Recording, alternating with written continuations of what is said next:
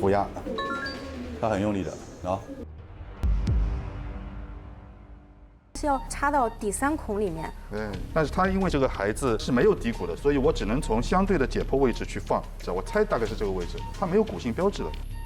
这次我们的手术难点，就像你去一个很黑的大屋子里找一根头发丝，这个难度是很大的。只能靠这个反应。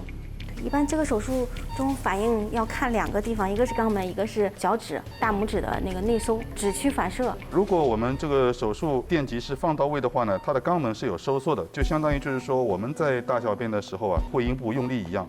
所以我这个针的话呢，就代表一个人工的神经。现在是神经发放冲动，如果它位置对的话呢，你看到它的肛门是收缩的，所以至少这根针的话呢，它的位置呢是碰到那根神经的。第二根。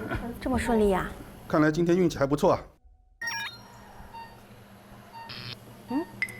这个反应很明显。它就是一个水里海。反而没有它明显的，这是为什么？刚才其实它的反应跟这个一样，这会反而少。它是一堆乱草，它这里是杂乱无章的神经，这咋完呢？我再把这根拔掉。刚才它的反应挺大的。完路了。再试一下。反应还是很大。这位置我觉得底层差不多了，随便扎都有反应啊。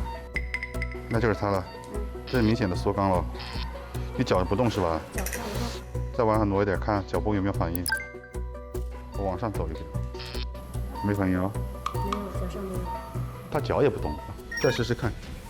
不动，没有。没反应啊？这么深了都没有啊？再来。